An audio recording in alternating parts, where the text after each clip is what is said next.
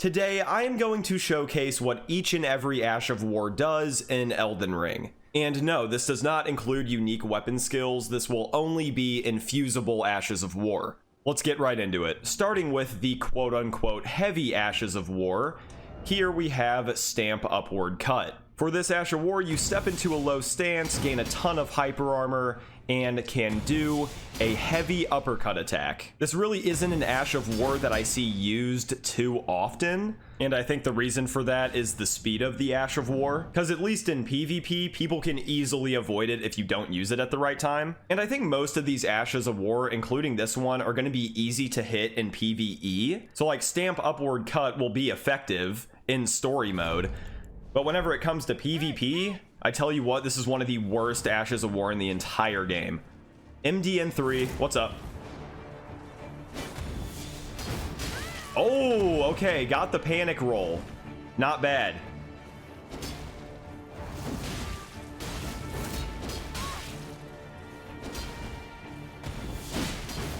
Oh, okay, he still managed to roll out. I'm kind of shocked. So, I mean, maybe for panic rolling and stuff like that, you know, you could catch somebody with this.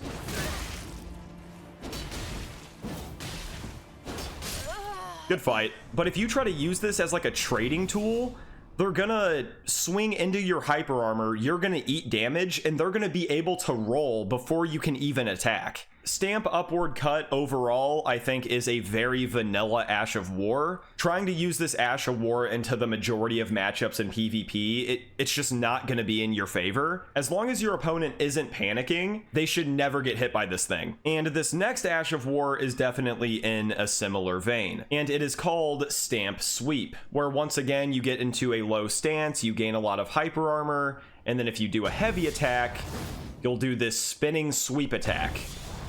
And this Ash of War can hit multiple times as you are spinning, so it's definitely not bad to use with status effects. But yeah, I mean, this is a stance Ash of War with another very, very large tell. I think you're going to see, though, this is a bit more usable than Upward Cut in PvP. Chill Bill. Hello, Chill Bill. Got a pike. Okay. Just a singular pike? Hey, dude, I respect it. It's not really common that you see people use just a singular spear. I feel like maybe the Naginata. Oh, and he's got Spectral Lance.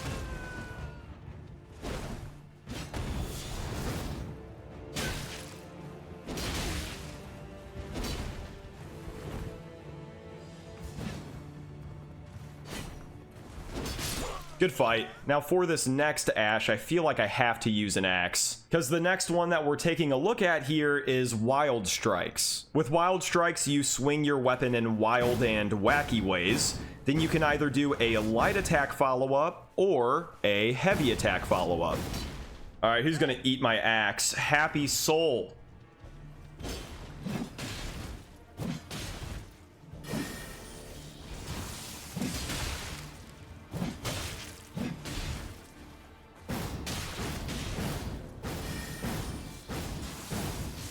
Yeah, I tank those, baby.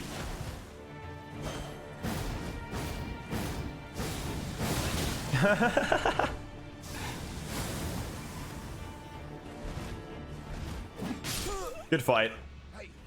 Hello, Jace. Oh, he tried to parry it.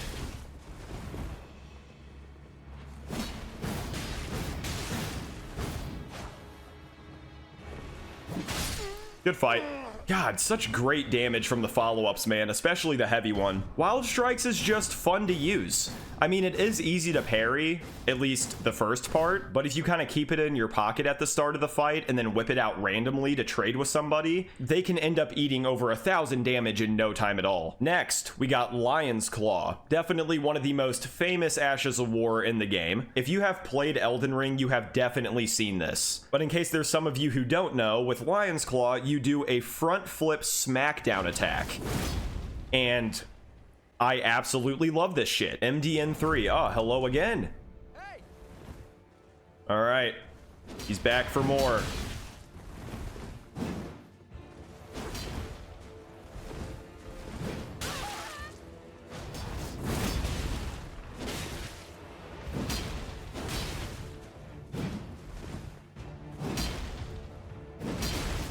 Oh my god, he has it too? Nice.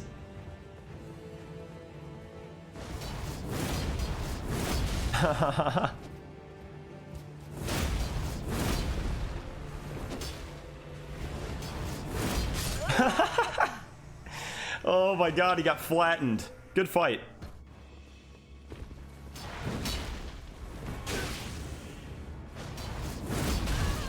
That's good damage.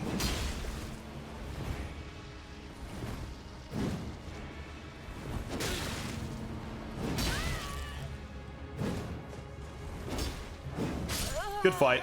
And yeah, Lion's Claw is really that simple. It really does that much damage. It is really that fun. If you go ahead and slap Lion's Claw on a Colossal Sword, you literally need nothing else. Next up, we got Cragblade, which is a weapon buff that will last 60 seconds. And it buffs physical damage by 15% and stance damage by 10%. So my weapon of choice here is the Executioner's Great Axe. Probably my favorite Great Axe in the game. I don't even know. My favorite weapons change by the day. Nomad. Hello, Nomad. Alrighty. Oh, so... Wait, how did he miss that swing? What?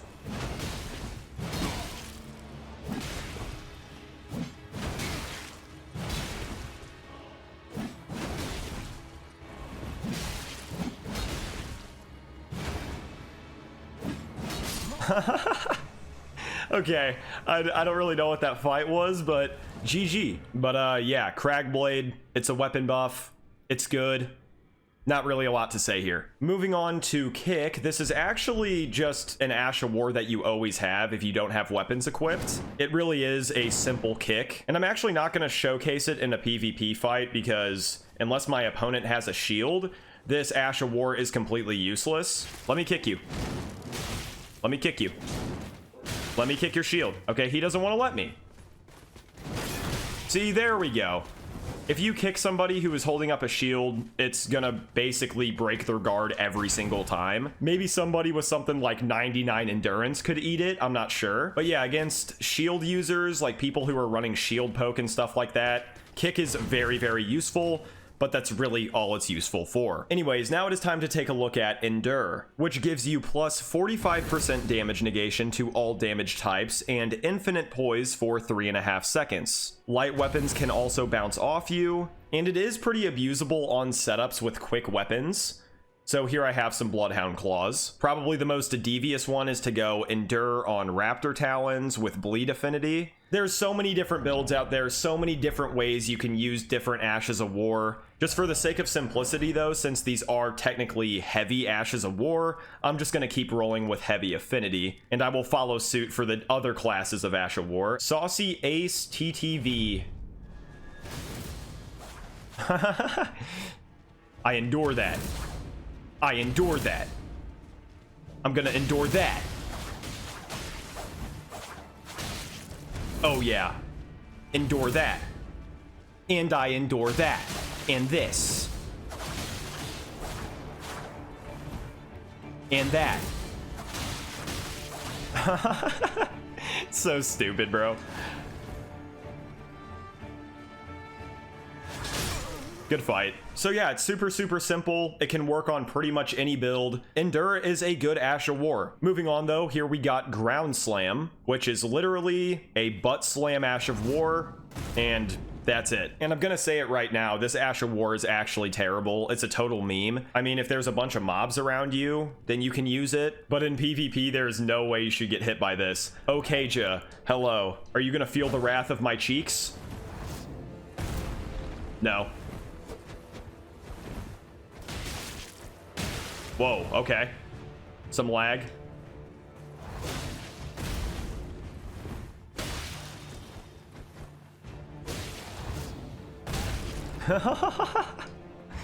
That damage was, you know, it was okay. But again, he should not have gotten hit by that. I don't know, maybe it was lag. Good fight. The Elden Ring dev team really woke up one day and just decided that we can kill enemies with our ass. Now for an Ash of War that is actually cool, here we have Earthshaker, where you slam your weapon down, emitting a shockwave with the option of a follow-up heavy attack. I think this is a very, very underrated and a very powerful Ash of War. I've used it quite a bit in PvE and PvP. I've had nothing but good experiences, and I'm not expecting this time to be any different. Rainus, hello Rainus. Hey. I'm gonna hit you with the Thug Shaker, boy. Just look at that. Look at that damage.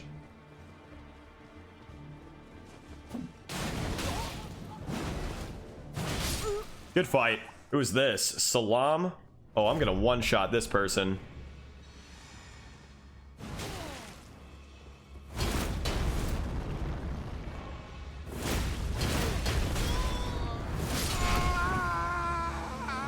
Okay, technically not a one-shot, but good enough. You get a hit on the initial slam down, the shockwave itself, and then that all combos into the heavy attack follow-up. This Ash of War is insane. And the earth shaking is not going to stop there, because up next we have Hoarah Loux Earthshaker, which is a 2-stage shockwave Ash of War. You have 1 and 2. And this initial yell in the beginning can stagger people, and if people get hit by that initial yell in PvP, a lot of the times they will panic roll straight into the first shockwave. I have wiped multiple 3-man squads with this Ash of War in invasions, and I have had plenty of success with it in duels as well. Oh busy. Hello, oh busy. Okay, he's got Swarm. See if we can get this guy to panic roll.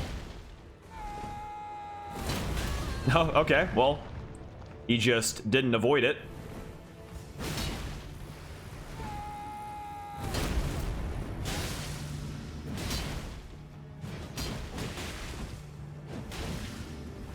I just want to space an attack and then finish him off with Hoarah Loux. Oh, damn it.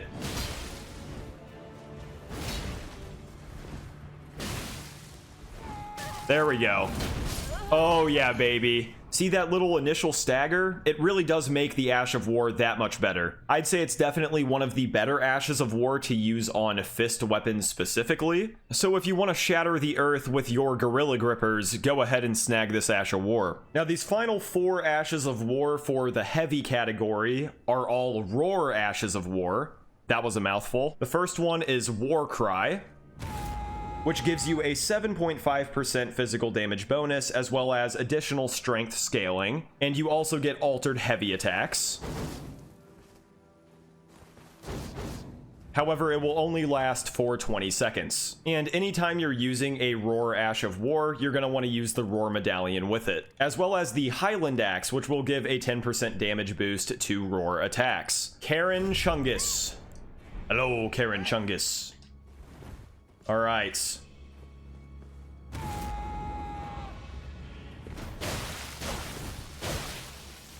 Wait, do I get hyper armor on these attacks? Oh, wow. Oh, ho, ho, ho. I feel like Mike Tyson.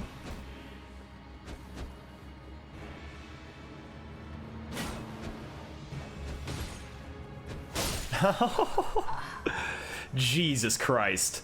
Good fight. And this is going to be a common theme with these Roar Ashes of War. You get the enhanced heavies, the increased attack power. The next one is Barbaric Roar, which increases your attack power and gives you really, really cool heavy attack combos. And whenever you use it, it sounds just a bit more vicious than Warcry.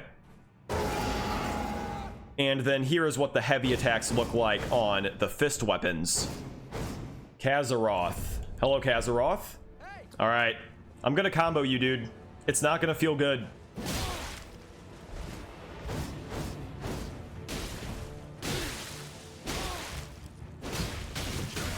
There we go. Okay, I was kind of spamming it there. Let me not play like an idiot. Oh my god. Torch Hollow?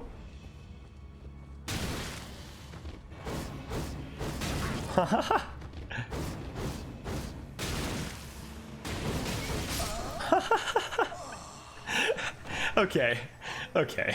That was a pretty amazing build, I can't lie. But yeah, Barbaric Roar, just a different variation of a Roar Ash of War that gives you enhanced heavy attacks. You can damn near one-shot people. With light weapons, you can combo people into oblivion. It's a lot of fun. However, this third one is probably my favorite, and it is called Braggart's Roar. Whenever you use it, it increases your attack power and damage negation by 10%, and it also gives you better stamina recovery speed. Oh, and your fully charged heavy attacks will one-shot people. No status effect needed. You can put it on a weapon like a Twin Blade, and you can just tap your heavy attacks, and you will still get infinite hyper armor on these attacks. Tell me how that is balanced. Giordano. Oh god, this person's gonna get one shot, I already know.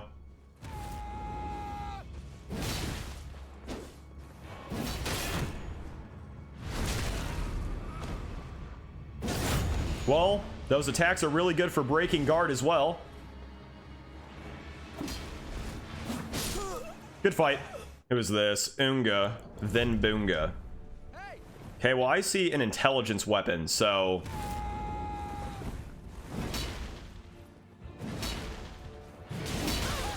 Oh my god.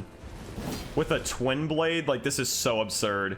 I think the most damage I've gotten out of Braggart's Roar was, with the Great Mace. And I was, like, killing people who were at close to 2,000 HP. Like, it was ridiculous. Good fight. Literally any strength-oriented weapon, use Braggart's Roar on it, use heavy attacks. You basically can't lose as long as your timing's good. All three of these ashes feel overtuned, and I like it. And for the final heavy Ash of War, we have Troll's Roar, which I will be using on the Watchdog's Greatsword. And this is a Shockwave / AoE Ash of War that has a heavy attack follow-up. It's kind of like Earthshaker.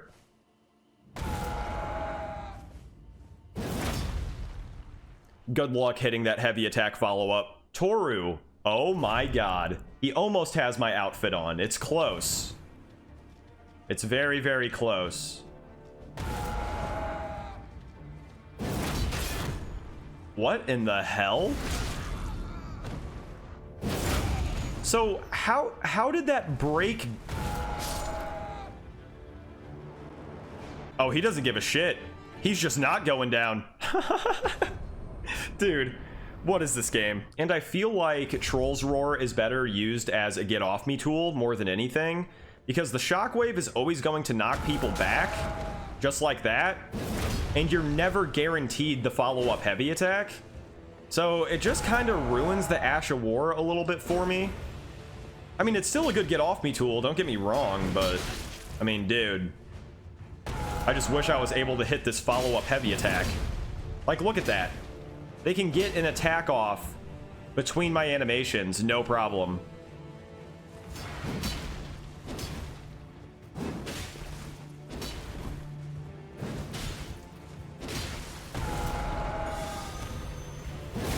Oh, okay, yeah, I can't tank that. That sucks.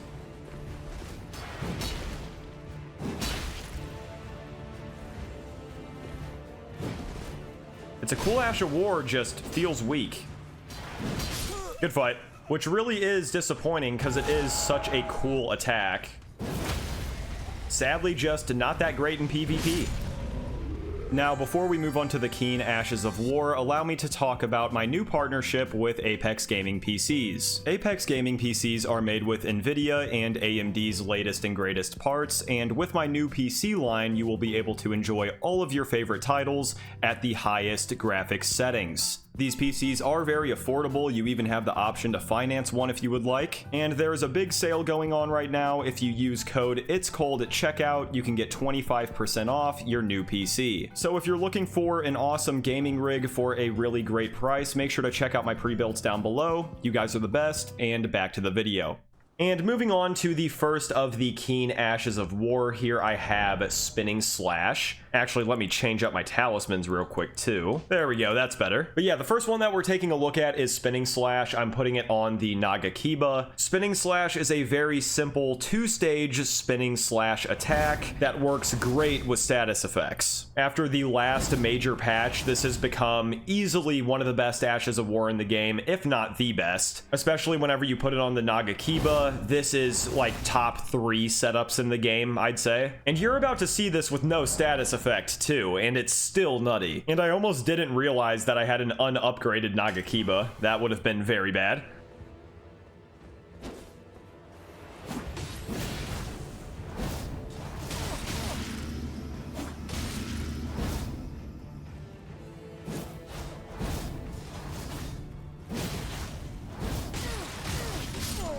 This Ash of War is so stupid. Good fight. Spinning Slash has power crept so many other Ashes of War just through the patches. It's pretty broken and very annoying to go up against.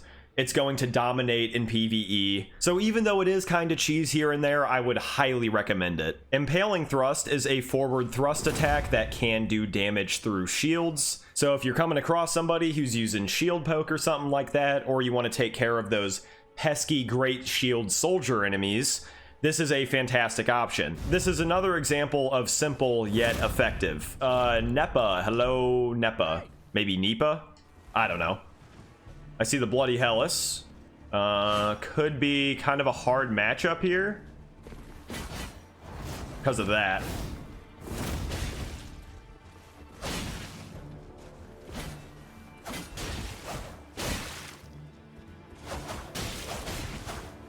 I should probably have the thrusting talisman on.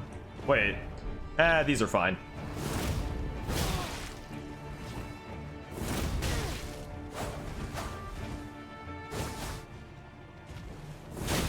Oh. Oh, yeah.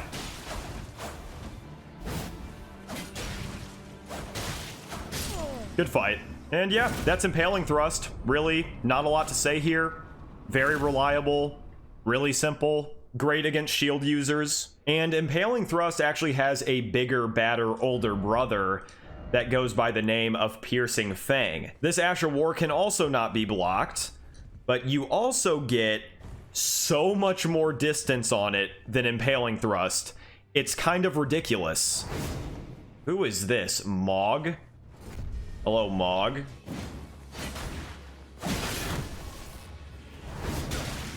Wait, this is actually the perfect person to use this on. Oh, they're just gonna put the shield away? That kind of sucks.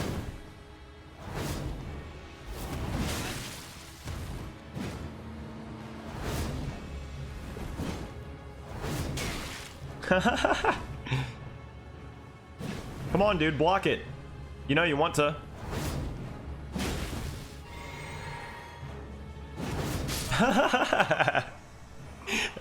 GG. Like I said, bigger, badder, Impaling Thrust.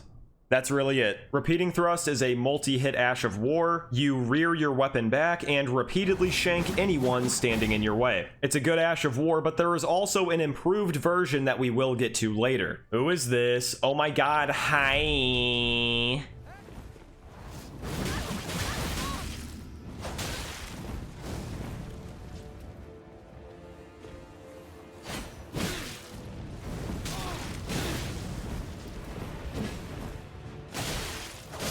Ooh, good fight. I don't think that could have been a more perfect example of hitting Repeating Thrust, so I think we can just move on. Specifically, move on to Double Slash, which is a 3-stage Ash of War that is a series of slashes. You have 1, 2, 3. Not one of the strongest Ashes of War in the world, but definitely not the weakest. And because it's so fast, having any successive attack buff is only going to make it that much stronger. Alright, who is this? Wins. Dragon Halberd. Very, very good weapon.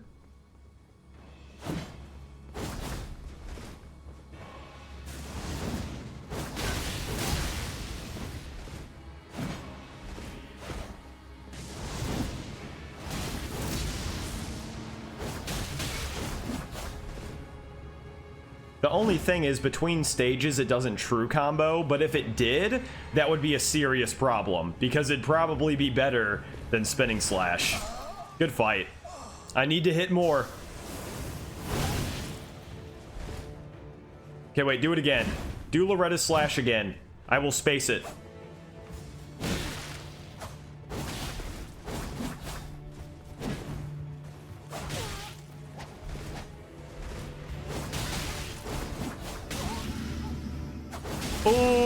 the timing switch. It got him.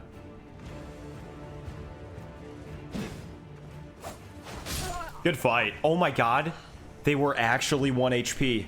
What a warrior. GG. Yeah, double slash. It's slick, it's smooth, it's fun to use. If it was anything like spinning slash and if all the parts combo together, this would probably be the best Ash of War in the game. Obviously, if you want, you can tack on a status effect. It works great with them. Definitely an Ash of War I'd recommend. Just like I would recommend Sword Dance, which is a 2-stage Ash where you do a double vertical spinning slash attack, and then you can follow up with that final overhead. You get so much distance on this. It's one of my favorite Ashes of War to use on curved swords specifically. I don't know what it is, it just feels so nice. Who dis? Chalice Hunter. Someone new. I like it. See, I always like new opponents. Whenever I'm recording and I start getting a lot of repeats, it kind of annoys me. Nice. Not really sure how we didn't hit the second swing from the first part, but strange stuff.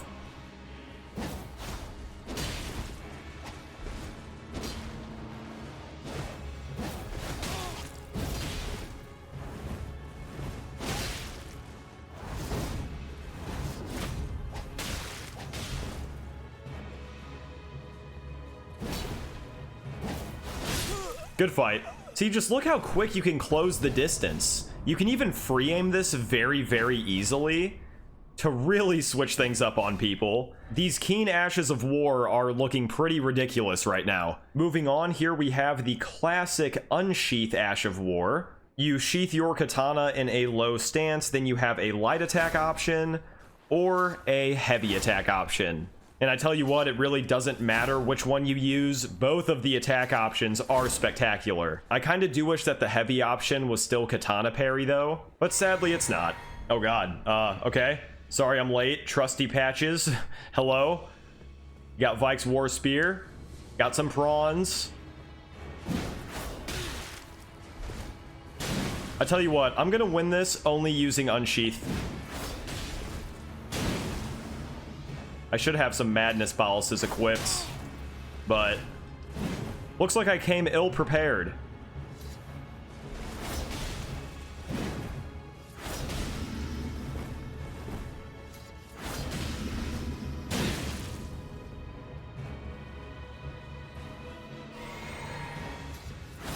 Oh, not the flask bait. Good fight, Trusty Patches. And Unsheath is one of those Ashes of War I can use any day of the week and have fun with it.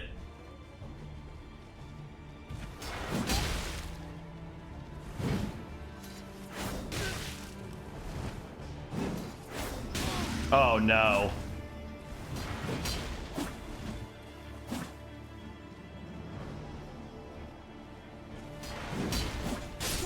Good fight. Quick Step. I hate this Ash of War. I think it's stupid. Bloodhound Step. I think this is also really, really stupid, but at least it looks kind of cool. When it comes to dumb design choices in this game, Quick Step and Bloodhound Step are shining examples. Even when they nerfed both after, what, like a year and a half? Like, I'm still not gonna hate them any less. So many invasions, so many duels dragged out for no reason. They just suck. They just suck. At least in my opinion. Then Raptor of the Mists, you get in a low stance, and if someone hits you during this, you will phase through their attack and appear in the air, allowing you to land a counter jump attack. Here, let's see if I can do it to this octopus. Just like that. Dear God, those things are disgusting. Who is this? A. Hello, A. I see, oh, what do you know? What do you know? It's the Endure Raptor Talon setup. Dude, this setup is just so scary to play into.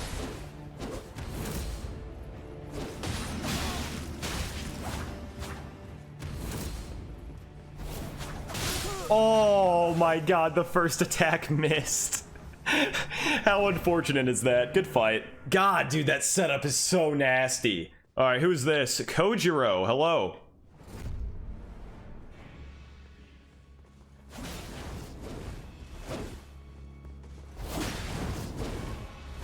Come on, dude. Let me hit you.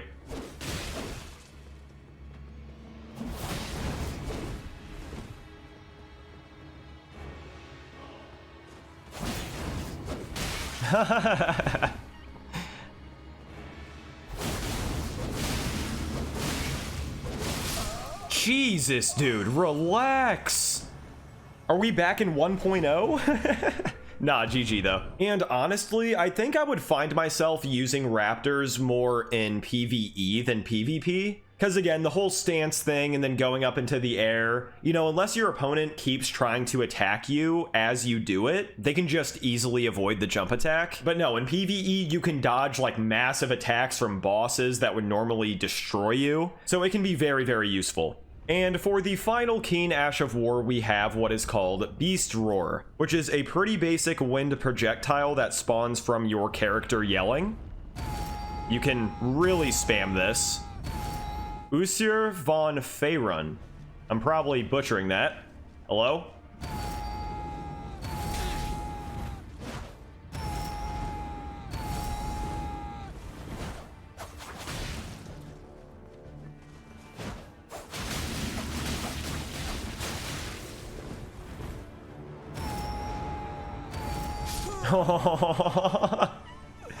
Oh, man.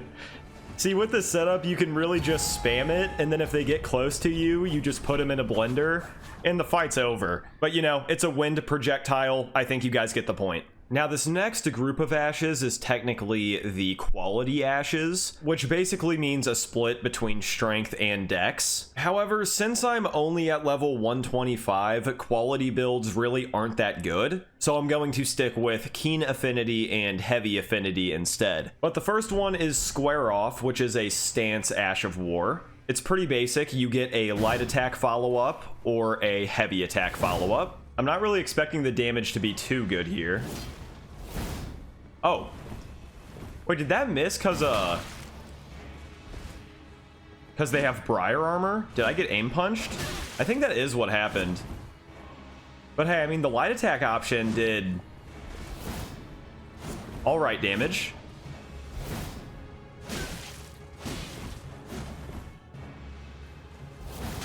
Oh, yeah. Oh, wait, no, I'm out of stamina. Uh-oh. I thought I could get in an extra hit. Good fight. And I really don't have anything to say about Square Off. I think it's just a very vanilla Ash of War. You can't really expect a lot out of it. But hey, it's not too bad. The second quality Ash that we're looking at is Charge Forth, where you get into a low stance and attempt to skewer whatever is in front of you, hopefully making a tarnished kebab. And this can actually hit multiple times before the final stab. Who is this? Heed Thou Thoughts. I think that's what that's supposed to be. All right, let's get it. I see a staff. Nice. Oh, what an interesting interaction there.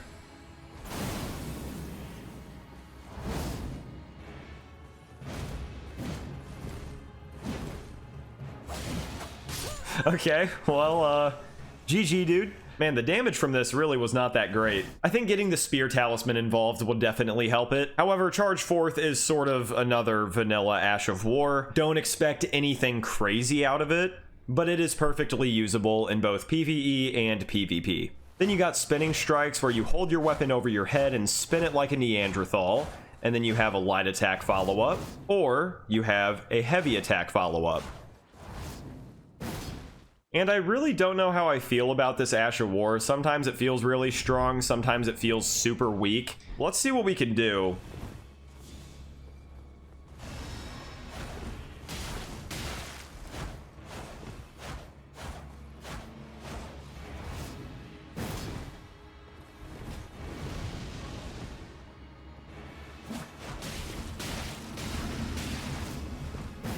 Oh. See, just from the first part, though, it's really good damage. But hitting it just feels kind of awkward. Like, you have to space stuff like that. I don't know, maybe this was just a good matchup. Because I definitely had matchups in PvP with this Ash of War where I can hardly do anything. Wait, I wasn't even paying attention to the fact that I put quality on this. I might just use the affinity, screw it. But no, if you can space attacks with this Ash of War, you can immediately take your turn back and put on a ton of damage, a ton of pressure. In the right scenarios, it's a very, very fun Ash of War to use. Especially that heavy attack follow-up, it's so graceful. And this next Ash of War, Giant's Hunt, I think is what Charge Forth wants to be. You step into a low stance, using your momentum to catapult enemies into the air with an upward thrust. Just wait until you see me knock somebody up with this. It's so satisfying. Who is this? A Rebel. Hello, Rebel.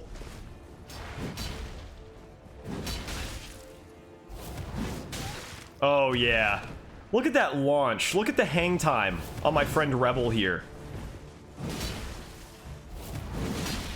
Oh, that didn't hit.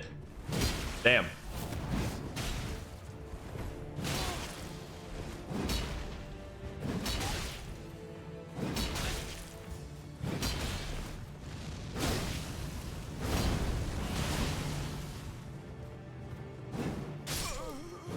Well, GG. But yeah, Giant's Hunt is just cooler Charge Forth in my opinion. It's going to get you that big damage, that big launch. What's not to love? Next is the Ash of War Stormblade, which is a very, very spammable wind projectile that spawns from your weapon. Sin. I'm sorry for what I'm about to do. I will bow. I'm not just going to spam it right off the bat, but now I think it's fair game.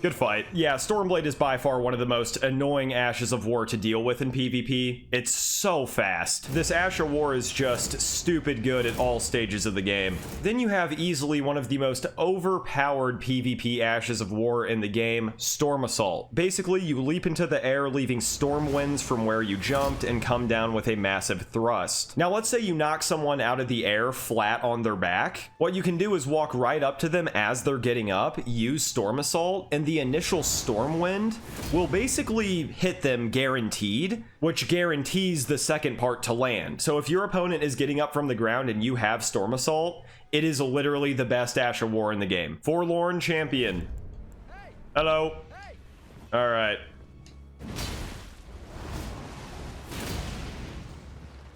See that little stagger on the Ash there?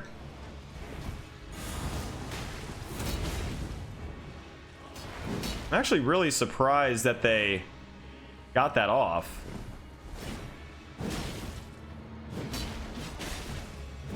And didn't get hit by my Storm Assault. Hey, that's golden parry for you, though. Oh. Oh, that was so smooth. Seriously, man, Storm Assault is amazing. Good fight, Forlorn Champion. And this is nowhere near an optimal setup for it, and it still did great damage, still staggered like it always does. I love this Ash of War with all my heart. Continuing the Storm theme, here we have Stormcaller. Stormcaller is a 3-stage Ash of War where you spin your armament over your head, creating storm winds. Then you got the second stage and the third. Why BHS? I don't know, man. I really don't know.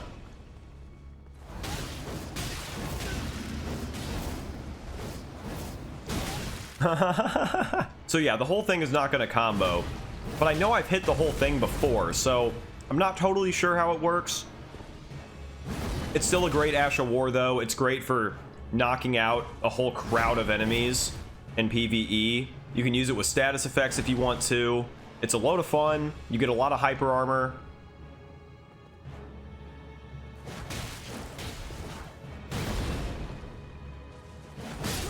Good fight.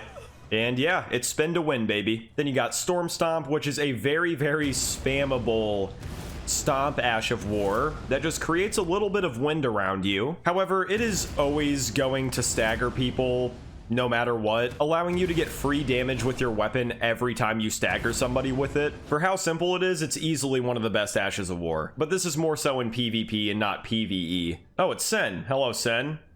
I'm gonna Storm Stomp you into oblivion, bud, and there's nothing you can do about it.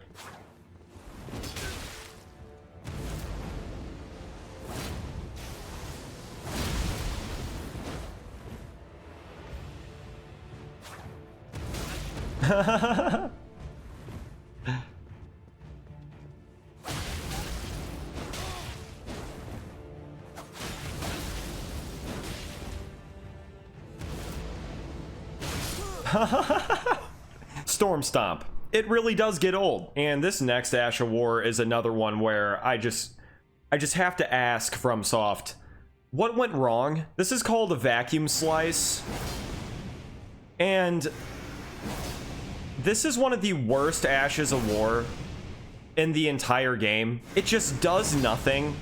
It's so telegraphed. The damage sucks. There's really just nothing interesting about this Ash of War whatsoever. Maybe besides its range is like good. If Vacuum Slice is your favorite Ash of War, I'm sorry, but you're using a terrible Ash of War. Like I don't know what is the redeemable quality here? Like, I'm sorry, nobody's gonna get hit by this. Like, I really wonder what FromSoft was thinking. Like, look, this guy can just sidestep. He doesn't even have to roll. Oh, and then you hit it, and it's 600 damage. Like, what a joke.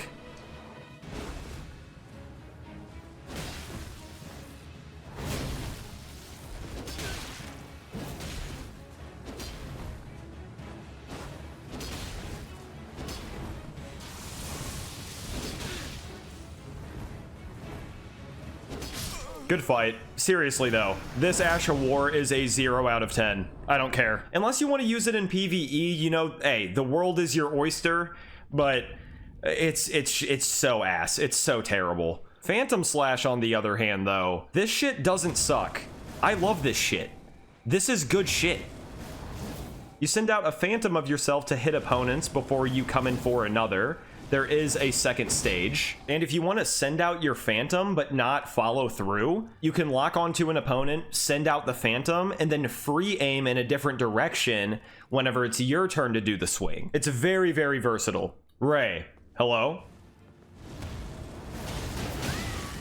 Nice.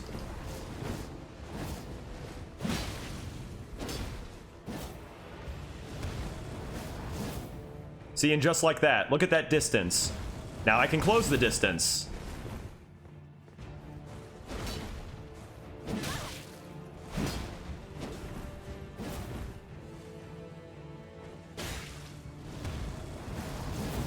And just like that. GG. Oh my god. Okay.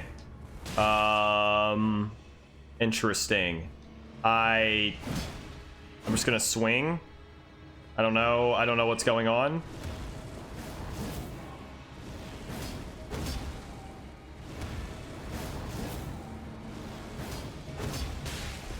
Well, I think that's game.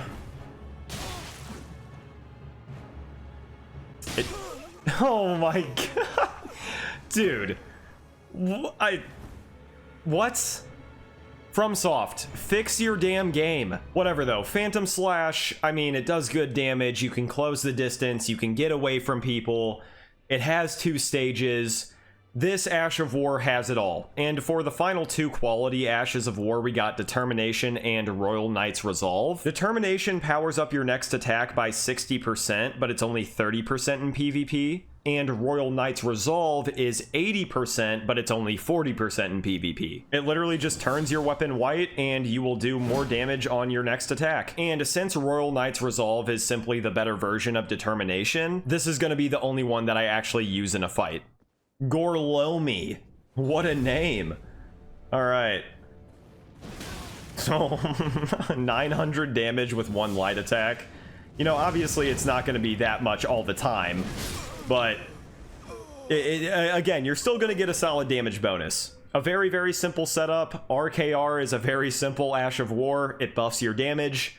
nothing to say here. And with the quality ashes out of the way, we are officially moving on to the more flashy stuff. First, taking a look at the magic ashes of war, starting with Glintstone Pebble, where you shoot out a Glintstone Pebble, and you can do a follow-up heavy attack. A while ago, this used to true combo, and it was actually really, really strong for no reason, but it was nerfed a while back. Now it might be kind of mid, but I'm not totally sure just yet. It was this Macaco. Hello, Macaco.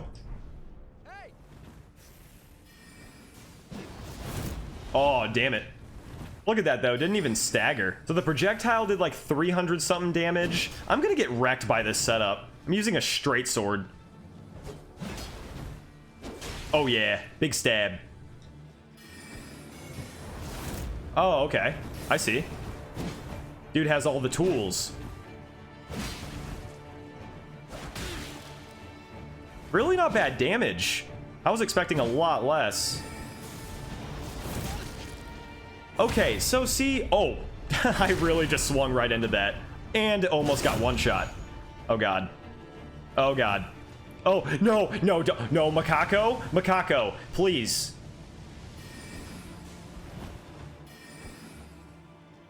Please, Macaco. Can we finish this like men? We were both one hit. Oh, god damn it. Okay, GG, man. So it's not a terrible Ash of War now, it's just not nearly what it once was. Still a great choice if you want to run a hybrid mage build. Not really a lot of complaints here. Magic Ash number 2 is Glintblade Phalanx that spawns 4 Glint Blades over your head that attack enemies that get too close. Wait, doesn't this have a follow-up heavy attack? Yeah, it does. Prelate Gunther. Hello.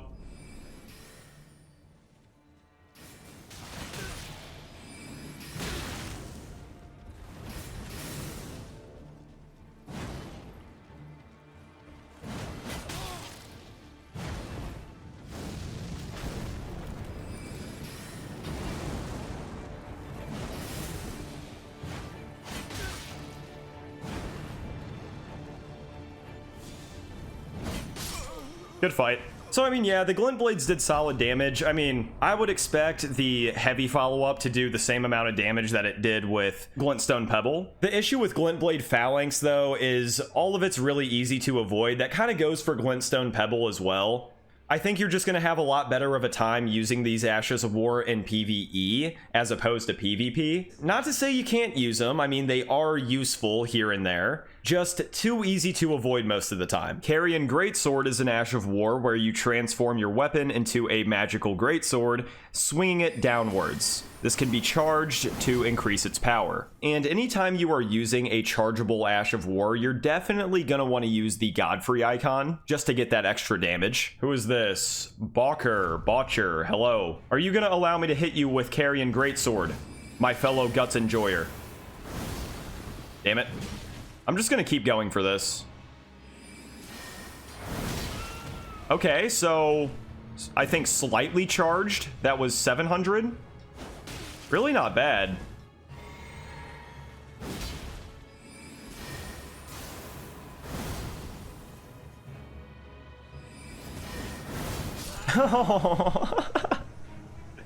Hey, good fight, dude. Okay, now I'm not gonna lie, Carian Greatsword is also just a lesser version of the Carian Grandeur Ash of War. Carian Grandeur is the exact same as Carian Greatsword, except you can charge it more. If you can hit the fully charged version of this thing, be prepared to take everybody to one-shot city. Oh my god. 1700 damage. Holy, okay, wait, why am I getting frame rate issues? Hello? Good fight. But I mean, yeah, there you go. Carian Grandeur can easily one-shot somebody. That dude had 2,000 health, or over 2,000, and nearly died from one Ash of War. For the next Magic Ash of War, here we have Gravitas. Basically, all this Ash of War does is yank enemies toward you. It does good damage, you get solid hyper armor, there's even the initial stab that you can land if somebody is too close. Oh lord, what is this? Blood Brute Kell. Alright. Okay, Poisonous Mist. I like it.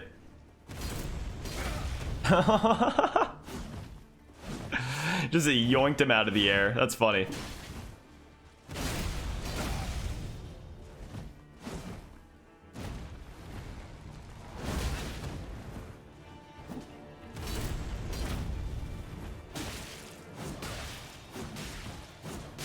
Good fight.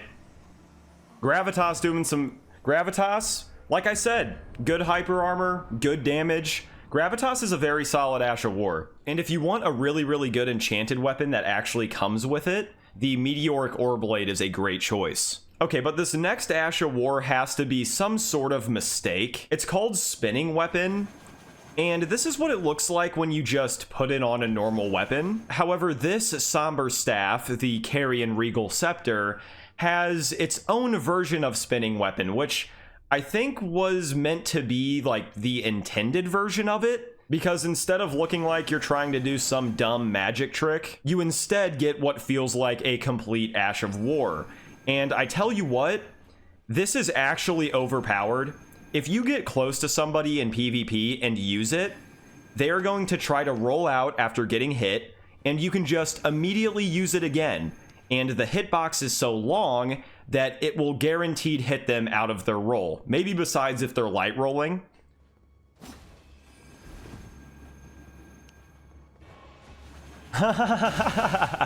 Look how much damage it does. Just the normal version. It's so dumb.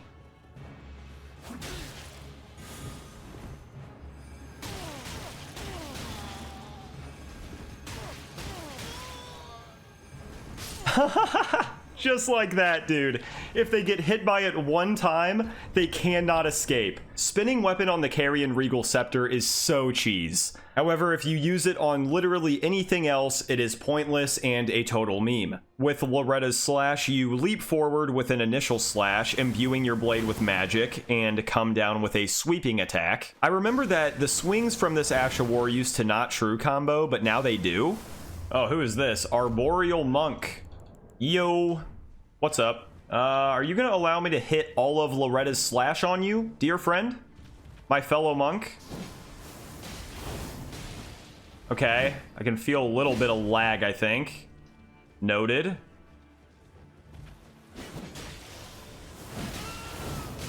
Oh yeah, that's good damage.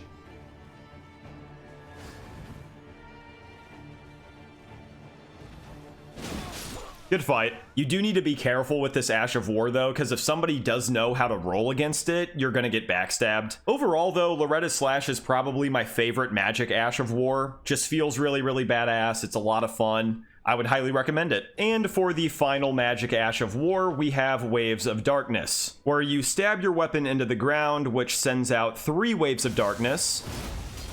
And there is a heavy attack follow-up. And so far, I have only been doing duels, but I feel like this is a great Ash of War to take into Invasion, so, let's buckle up. Alright, where are we? Okay. Lake of Rot. Hello, Neil.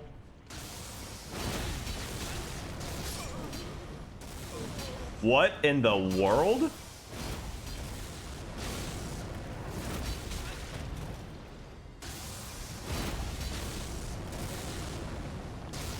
Why is this person invisible? Wait, what did I just join in on?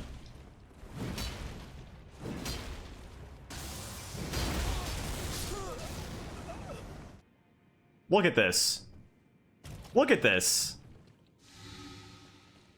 Oh my god. One of them was invisible, couldn't even kill me. Like, dude, that's just sad right there. Hey, but you know what I always say at the end of fights? GG. But yeah, that is the potential of Waves of Darkness. Fantastic for invasions. I love the heavy attack follow-up, even though 99% of the time I will never use it. Waves of Darkness is absolutely disgusting. And overall, for the Magic Ashes of War, I think there are some really solid options, except I think like the first half of them are sort of underwhelming. but then you get to Loretta Slash and Waves of Darkness and Gravitas, and then they get a lot stronger. And with that, it is time to move on to a new Ash of War category. They are the Fire Ashes of War, or Flame Art Ashes of War, whatever you want to call them. The first one that we're taking a look at is Flaming Strike, aka Old Reliable. You send out a wide flame that has a lingering hitbox, then you can do a heavy attack follow-up that also gives you a temporary flame buff on your weapon. If you are just now getting into PvP, I think Flaming Strike on something like a Greatsword is a great way to start out. If you're looking to smoke some fools in some duels, seriously, this is the Ash of War to use. Perplex 125, hello. How do you do? Wait, what is this setup that they have?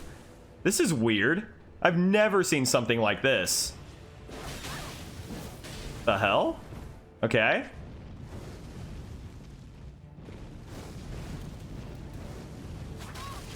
Just look at that lingering hitbox. Is that not dumb?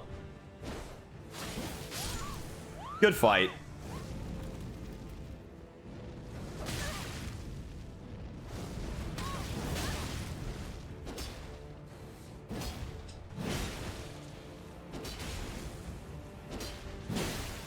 Oh, what the hell? Wait. What the? Wait, did I not just roll through that attack? I don't even know. Let's just end this fight. Good fight. But yeah, I've pretty much said everything that needs to be said. Flaming Strike is a top tier Ash of War. It always has been and probably always will be. Fire Ash of War number 2 is Flame of the Redmanes, where you send out a rolling wave of fire that deals damage. Wait, hold on, that was kind of a bad angle. There you go. And I'm not sure if this is still the case, but I remember at one point, Flame of the Redmanes could legitimately carry you through the entire game. Just because it did so much poise damage, it would basically instant stagger bosses, leading to infinite critical hits. Alright, who's this? Thymes. Hello. What's up? Oh yeah, Flame of the Redmanes, baby. Okay, 600. Not terrible. Just the fact that it's a very wide arc makes it pretty damn good. Oh god.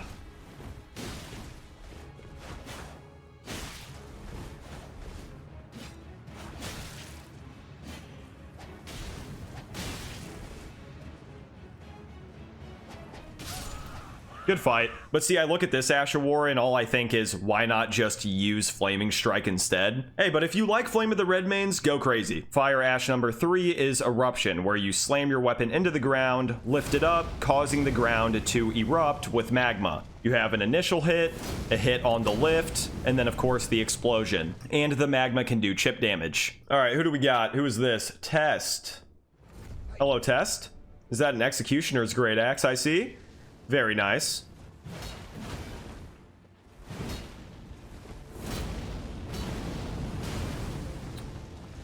Solid chip.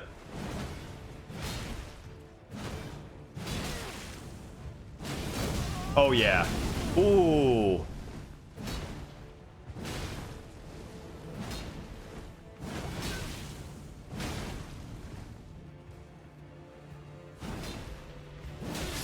Good fight. I knew I was going to be able to tank one more attack. Eruption really putting in some work there.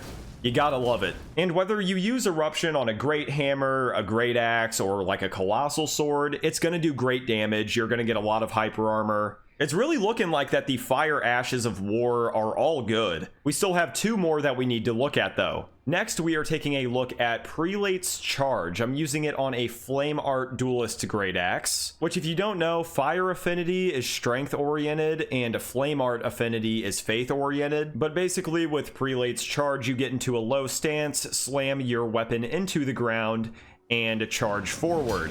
And as long as you are holding down your Ash of War button, you can keep going, you can steer, you can even pull off big drifts on people. And it does work really well with status effects too. You'll probably see people using it with Bloodflame Blade or something like that. RAR XD.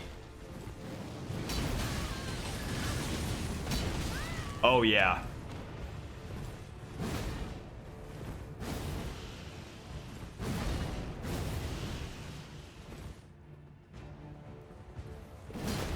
Good fight.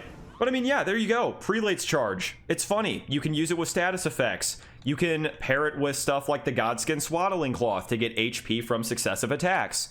It's cool. It's fun. It's flashy. And for the final fire/flame art Ash of War, here we got Black Flame Tornado, where you do an overhead spin with your weapon, creating a vicious black flame vortex that can absolutely melt any enemies that get too close. This is a chargeable Ash of War, so you can uncharge it, or you can hold it down.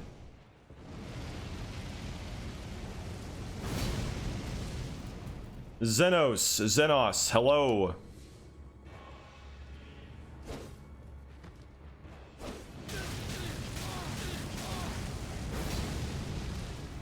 If they would have gotten hit by that last part, that was instant kill.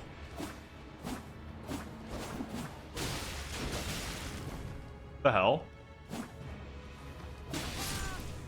Well, good fight. Not gonna lie, that was like a perfect scenario to use Black Flame Tornado. They had basically no armor whatsoever, and they didn't really have any Ashes of War or weapons that could hyper armor through the flame. So if you use this at the right time, you can wipe like an entire crowd of people just like that. However, it is kind of a go big or go home type of thing. Now it is time for Lightning Ashes of War, starting with Thunderbolt. And this is basically the Ash of War version of Honed Bolt, you know, the incantation, where you thrust your weapon up into the air and a lightning bolt comes down. And yeah, this is very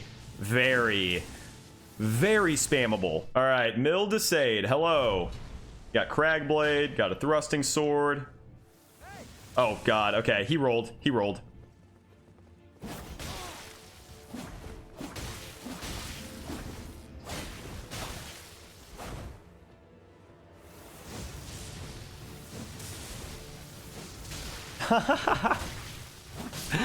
Oh man, good fight, Mill. So yeah, Thunderbolt, it's about as basic as it gets when it comes to Lightning Ashes of War, and it's actually kind of sad. There's only 3 Lightning Ashes of War in the entire game, and the next one that we're going to look at is Lightning Slash, where you swing your weapon downwards, hitting the ground, and then a lightning bolt will strike where you hit. You also get a lightning buff on your weapon for a short duration. And actually, screw the Uchigatana, I'm going to use the Omen Cleaver instead, because this has a very good synergy with Lightning Slash. So if you land Lightning Slash on somebody, and then do an uncharged heavy attack after, it will true combo, and it'll look like this. Don't ask me why it true combos, but it can one-shot very easily. I think this is one of the most underrated and one of the strongest setups in the game. Learn to play. Hello. Hello. Well.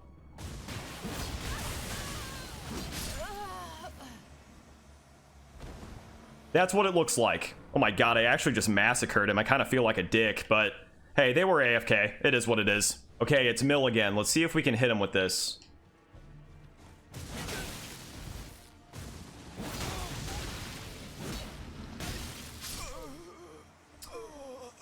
Yeah, it's that strong. Seriously, get an Omen Cleaver, get Lightning Slash, and have a blast. And for the third and final Lightning Ash of War, we have Lightning Ram, where you can just spam your Ash of War button, and you roll forward, dealing a lot of damage to anybody that you touch. This is definitely one of the cheesier Ashes of War in the game. You can kind of stun lock people with it. Reist. Hello, Reist. I'm sorry for what I'm about to do to you, my friend. Okay, that can stagger me out of it, and I cannot stagger him.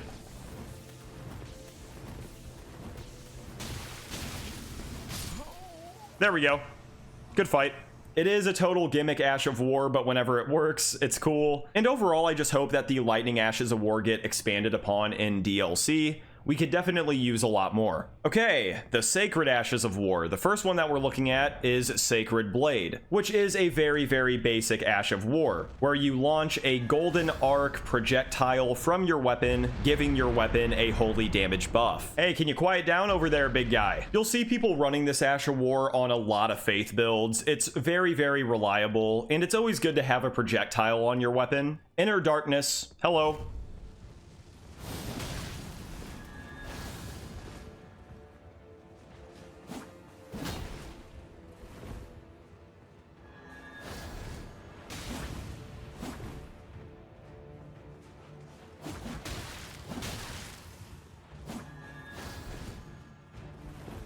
Oh, he's got it.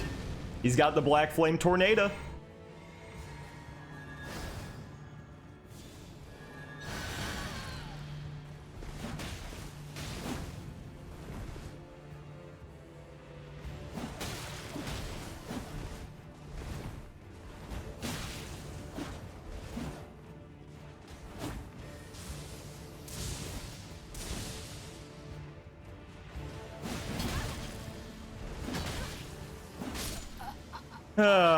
Man, you really shouldn't heal in fights. Good fight. But yeah, like I said, Sacred Blade, it's a pretty classic Ash of War, nothing too exciting, great for faith builds. Next, we have Prayerful Strike, where you raise your weapon in the air, harnessing the powers of God in anime, and then you slam it down. You get a ton of hyper armor, and if this hit connects, you will regen some of your health. And how much you heal is kind of based on how many people you hit. So if you hit 3 people with this Ash of War, you're healing for a lot. Crimson Crust.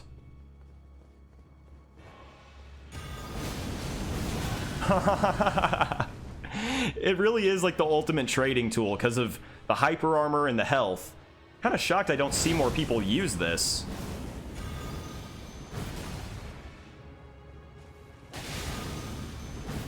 Aw, damn it.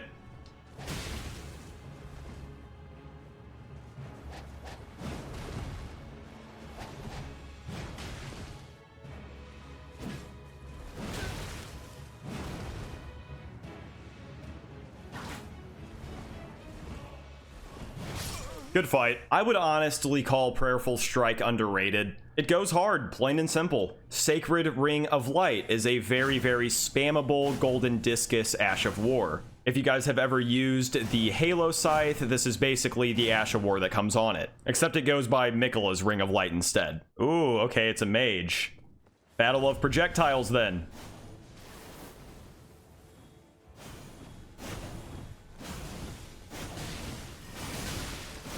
Oh my god.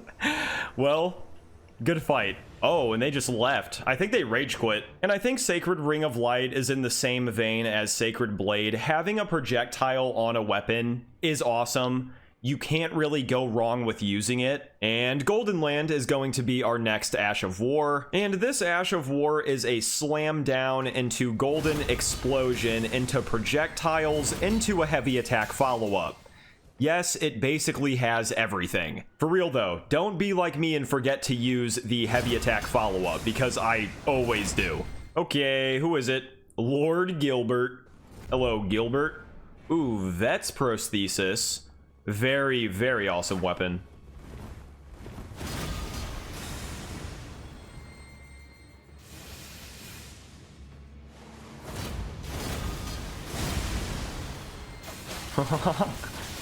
Oh, that's a lot of damage.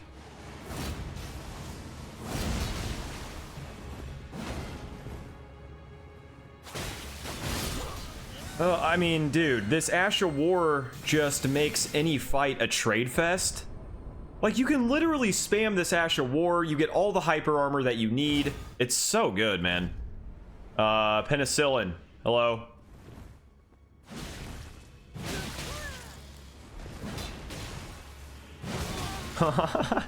Dude, the anchor is so goofy. I like it though.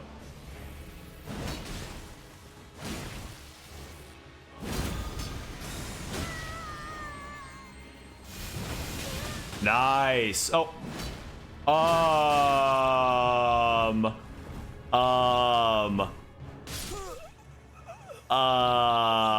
Looks like we got a cheater. If you come across Penicillin on Elden Ring PC, they are a cheater. I really don't understand how you cheat and still get waxed. But yeah, that was Golden Land, a fantastic multi-purpose Ash of War. FromSoft was really in their bag whenever they were making this. If you were to ask me, I'd say this is the best Sacred Ash of War in the game. But for these next 3 Sacred Ashes of War, all 3 of them are buffs, so I'm not going to use them in fights, but I will just explain what they do. So Shared Order gives you a slight damage buff, as well as a 50% damage buff to undead enemies, and you will also prevent them from reviving.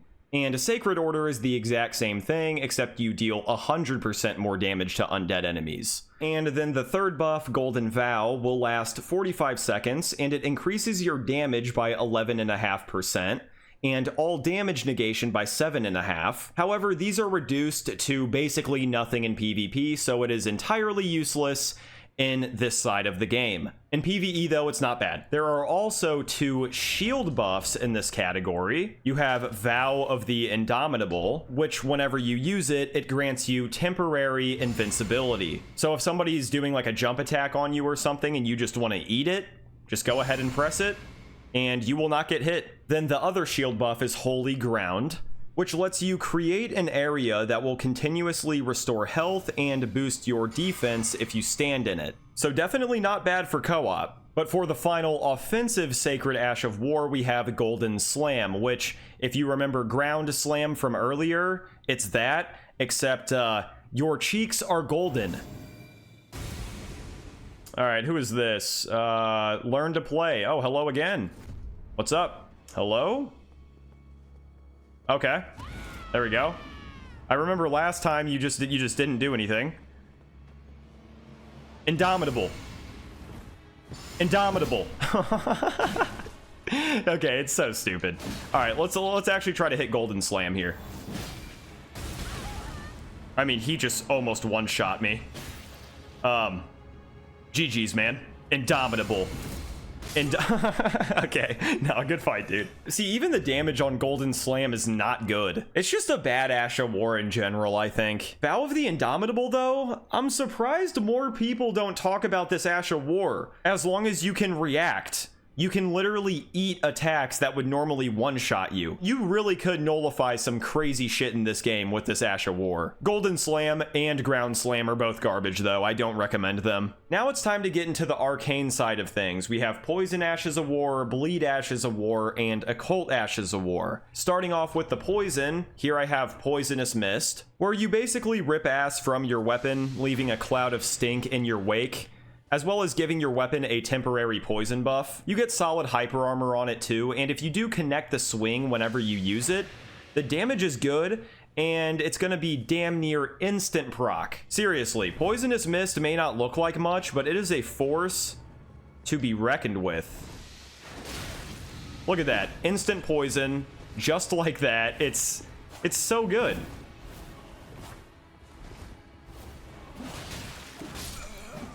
Good fight. And actually, the only other Poison Ash of War works really well with Poisonous Mist, and it is called Poison Moth Flight, where if you use this on an already poisoned enemy, it will do a lot of damage. So a great thing to do is to go in with Poisonous Mist, land the poison, and then go in with Poison Moth Flight.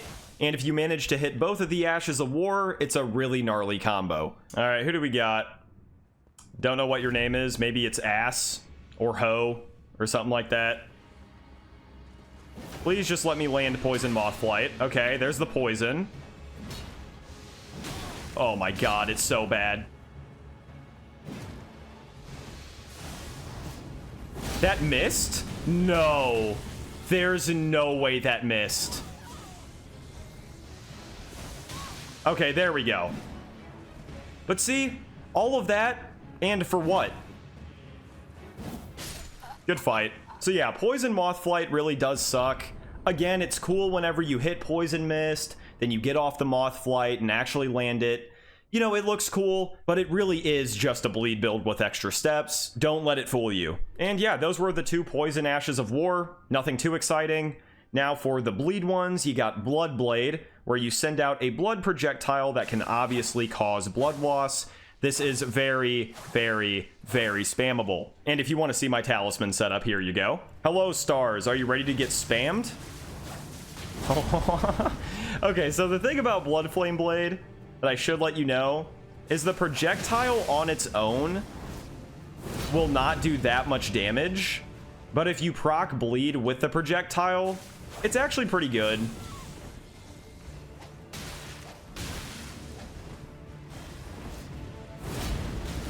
Ow.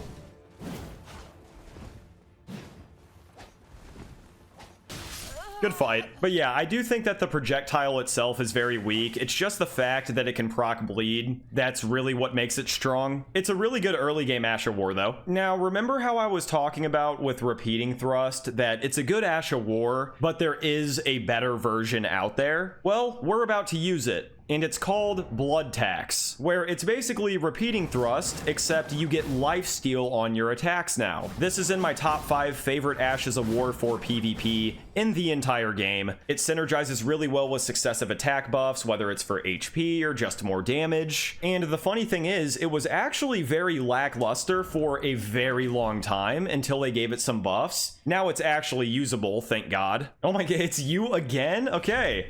Hello, I'm back with another Ash of War on a new build. So, let's see if I can go 3 for 3 here. Oh, didn't space it correctly. Oh, yeah. Oh. Oh, I thought that final hit was actually gonna land.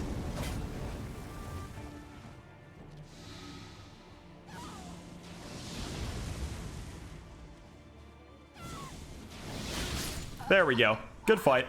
But yeah, use Blood Tax with the status effect.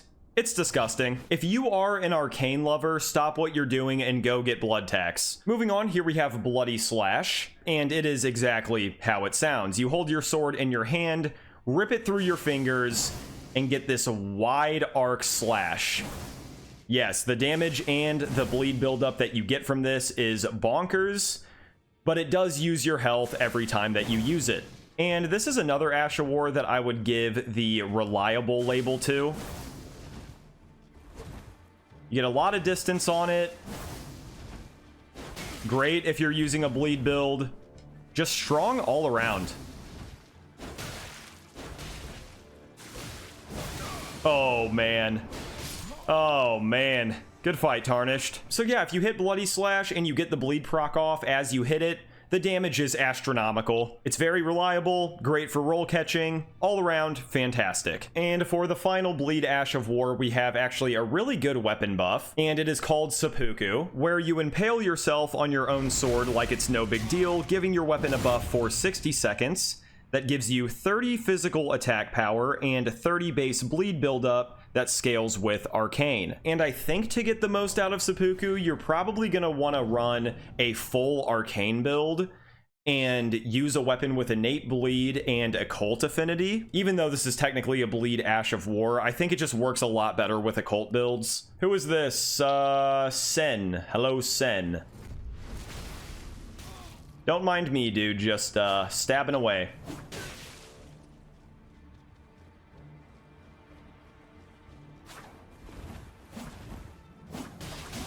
What in the hell was that?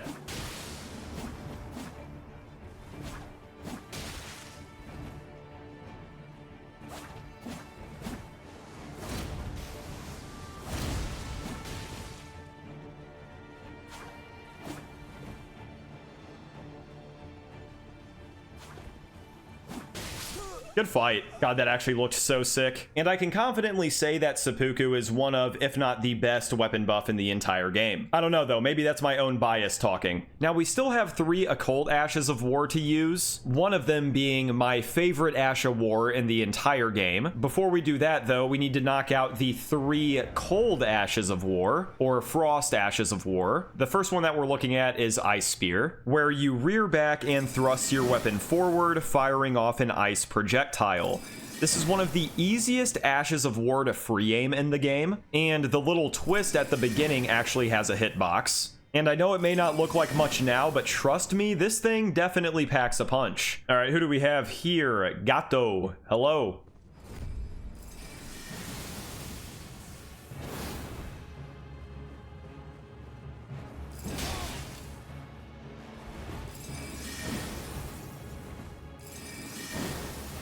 Yes, there we go. So 861. We did not get Frostbite though.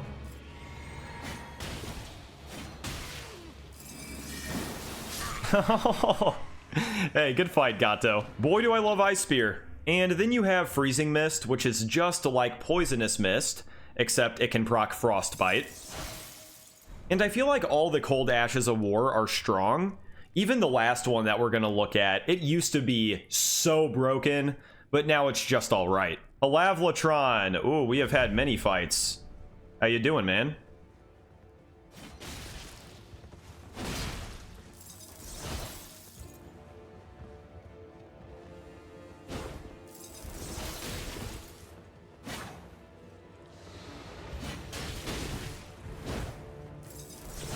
Oh yeah, there we go.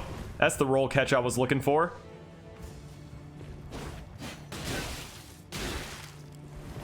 Ooh, okay, see, that was clean. That was clean right there. I feel like you never really see people go for those, like, free aim Greatsword true combos anymore. Ooh, good fight. But no, that was a perfect showcase for Chilling Mist. It's definitely solid. Did I call it Freezing Mist earlier? I think I did. You get a strong attack, you get a buff, you get a status effect, you get all the good stuff. And I think I'm gonna hold on to this Naginata for this final Frost Ash of War, which is Hoarfrost Stomp. Why do I have 6 of them? But basically with Hoarfrost Stomp, you stomp the ground, this wave of ice comes up and then shatters. It can proc Frost, do solid chip damage. It used to be really, really broken in PvE. Well, actually, it was kind of broken in both PvP and PvE, but that was way back near release. All right, who do we got? Skoden. Hello, Skoden. What's up?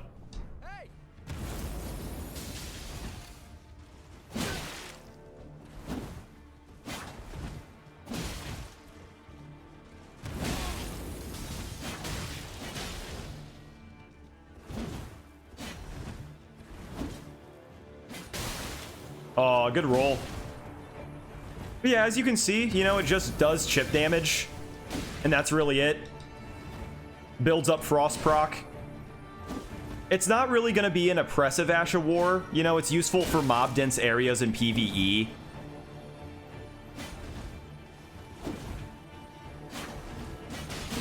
Oh, nice. And Hoarfrost Stomp! Hoarfrost Stomp! GG. But I feel like if you're going to use any of the cold Ashes of War, I would just go with Ice Spear or Chilling Mist. Because, comparatively speaking, you know, Hoarfrost Stomp does serve its purpose, but it is just weaker than Ice Spear and Chilling Mist. Now, out of the 4 occult Ashes of War, 2 are actual offensive Ashes of War that you can use in fights, and 2 of them have niche uses in PvE. The first is Assassin's Gambit, where you hurt yourself to gain a 30-second buff that turns you semi-invisible and makes it so you have silent footsteps, which is very useful for sneaking around in PvE. And then the other one is White Shadow's Lure, where you send out this shadow fog thingy, and it will attract humanoid enemies. Now, these 2 offensive occult Ashes of War, now that I'm thinking about it, are my top 2 Ashes of War in the game. I don't know what it is about them, but I love them. And I hope some of you guys really learn to love them too, because they are sweet. First is Spectral Lance, where you just launch a spear. You can throw this really, really far. See if I can hit somebody. Oh, close. But you can get headshots with this Ash of War. It is so satisfying to hit. It also does great poise damage. This is a severely underrated Ash of War in PvE. All right, who am I gonna skewer? Who is this? Rock Dragon. Hello, Rock Dragon. You ready? All right. Nice.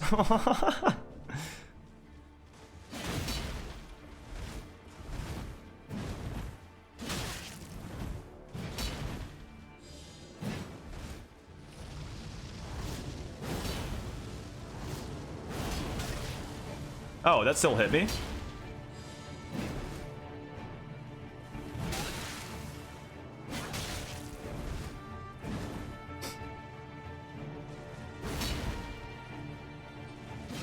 Good fight. I don't know if they were ready to fight whenever I threw that Spectral Lance, but it seemed like they were, so I'm sorry, Rock Dragon, if I bamboozled you. But yeah, that's Spectral Lance. It's simple, it's effective, it looks awesome. Spectral Lance is amazing. And the 4th and final occult Ash of War, and what is my favorite Ash of War in the entire game, we have Lifesteal Fist, where you jab your fist into somebody's chest, and steal life from them while doing a boatload of damage. However, this is an Ash of War that only works against humanoid enemies, so knight enemies and stuff like that, it'll work against them, and of course other players.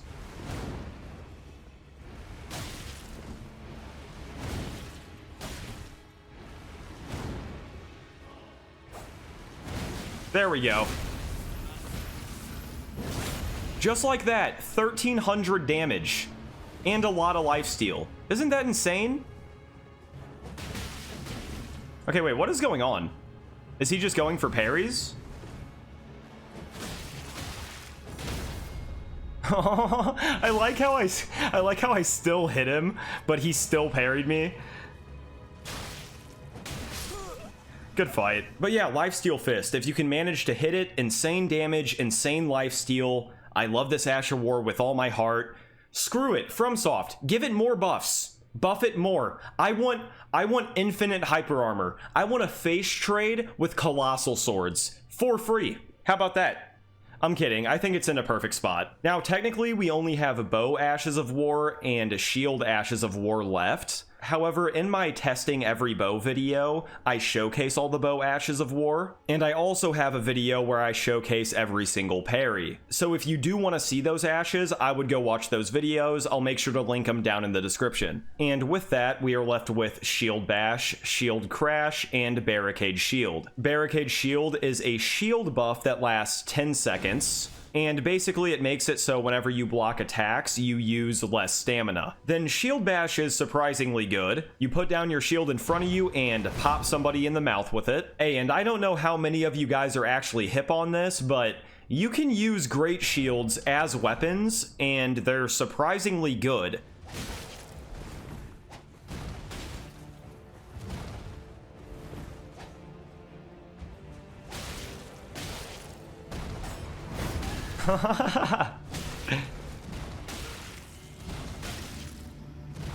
Oh my god. It's so stupid.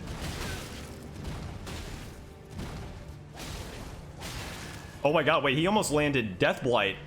Should I let him? Should I let him do it? You know what? Do it. Do it, bro. Just do it. Oh no. Oh no. Look at... Wait. Wait, you just cut...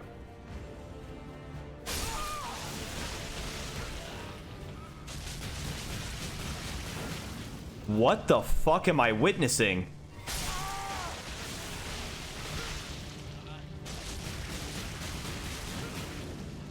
Hey, FromSoft, I think certain things don't really make sense in your game. Whatever though, you got to see Shield Bash, it's very, very strong, but now we gotta check out Shield Crash, which is like Shield Bash, except you get a massive run-up beforehand. And yes, this is a multi-hit Ash of War. You can hit somebody multiple times as you're running towards them if they are close enough. This can be very, very aggravating to go up against. All right, who do we got? Who is this? Festival Oji-san. Hello. You ready, dude? I got a lot of endurance. Oh, Ripple Crescent. Smart man.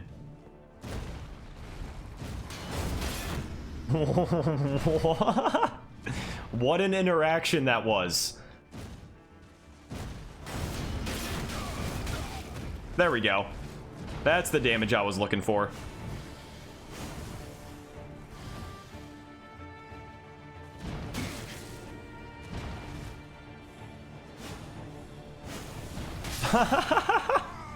Oh man, Oji-san.